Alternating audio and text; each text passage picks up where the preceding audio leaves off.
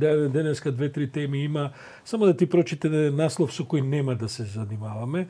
Захариева за Македонија ќе има место во Европската унија која ќе биде подготвена. Ете, не сме подготвени. Според нивните стандарди не сме подготвени. Тоа нема што да правиме. Се е релативно велат. Ќе трае тоа уште неколку децении таа подготовка ако се бугарите во прашање.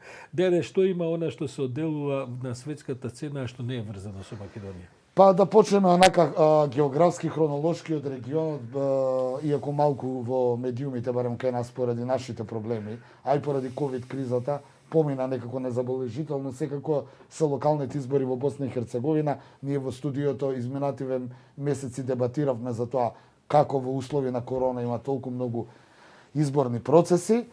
Конкретно во Босна имаше локални избори и таму се случи, би рекол, чудо барем за политичарите, а граѓаните упатија по раката дека им е доста од досегашните политичари и бараат некои нови политичари. Кој од Додик им е доста. И од Додик, но и од лидерот на СДА Бакир Изетбеговиќ. Имено шокантно за Додик е дека ја загуби Бања Лука по 22 години, а дека Бакир Изетбеговиќ исто така е шокиран што ја загуби власта во Сараево. Се покажува дека секогаш кога во такви држави ќе се полакомите да имате федерална функција, ја губите онаа локална од каде што потекнувате, барем така го се покажа над 3 милиони босанци упатија порака дека им е доста од досегашните политичари.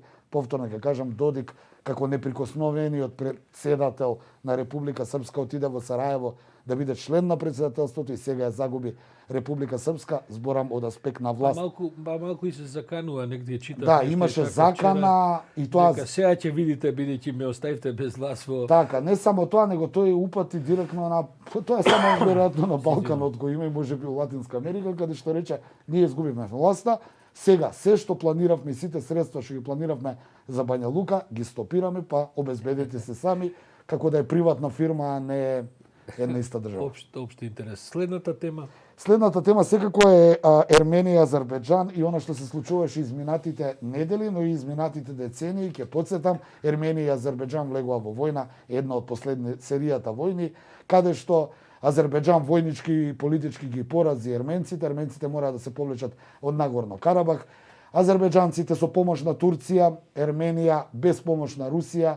Причина за ова според анализите е тоа што во Ерменија и во Ереван изминатите пола година дојдоа на власт прозападни сили, а не проруски, како што претходно беа. Потаму Русија некако, ќе бидам слободен да кажем, ја пуштени из вода своите православни браќа, наспроти Турција, која своите муслимански браќа не ги пушти низ вода. Да, ако се гледа низ таа верска призма, па така некако се подели целата работа, но она што е голема провокација ми се чини последниве 2 дена е што Азербеџан откако ги зема тие клучни позиции од Нагорно Карабах и тие би рекол културни наследства, сега ги кандидира во УНЕСКО како азербеџанско културно наследство, што дополнително направи тензии во Ерменија. Граѓаните се незадоволни, сметаат дека актуелната власт ги предала. Се случува и голем екзодус од Ерменија. Голем екзодус од Нагорно Карабах. Мене ме потсека малку, морам да направам паралела и смеам бидејќи анализирам на она што се случуваше во Хрватска и Србија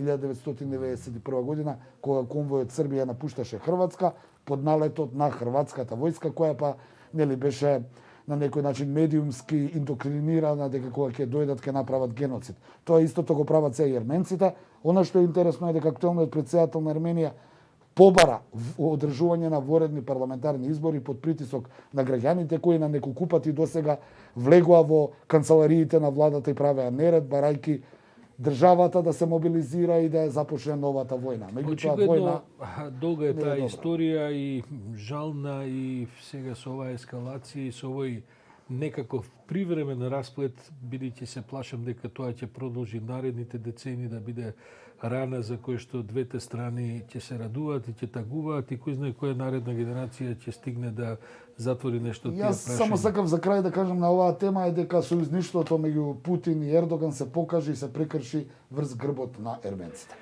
Така е, секогаш кога некакви регионални сили ќе ви се навратат или дури и големи сили на маката, тогаш проблемот го имаат мравките каде што танцуваат слоновите. Последната тема, за крај, дека Брекзитот, доколку спроведувањето на Брекзитот е со задоцнување и доколку за 7 недели не биде постигнат договор, Британија од 1 јануари ризикува да излезе од Европската унија без договор, што многу може да дојде на сметка на нејзината економија. Причина за тоа е така наречената рибарска војна, имено владата на Борис Џонсон одбива засега да им дозволи на рибарите од Европската унија да влегуваат во водите на Атлантикот кои се на Британија. Што е право компликувана е таа дебата и на други точки се води. Инаку британската влада трпи силни критики во Британија заради последниве настани што се случија со оние дворски афери во кои што клучни советници на Џонсон беа отпуштени од работа, а тие обвинуваат дека сопругата на, односно вереничката, бидејќи тие таму е свршеничка, не му е сопруга. Така е. Дека таа има кралски амбиции, па дури се протекува информации разни и така натаму. Чудно е, Британија е една од најпогодените земји од пандемијата, очигледно дека се концентрираат разни негативни теми околу во кое што Брекзитот ќе треба да се одвие. Да, јас ја реков рибарската војна, ќе потсетам, тоа го немаше многу во медиумите, дека имаше мал, да кажеме, инцидент кога исландски рибарски бродови од Исланд, нели како врз основа на претходната европски спогодби и Британија, влегоа во територијалните води на Атлантикот кои се водат под британска управа и британската морнарица ги спречи, дури и ги уапси, ми се чини, потоа му и дојде еден мал несакан инцидент. Ќе биде тоа долга приказна.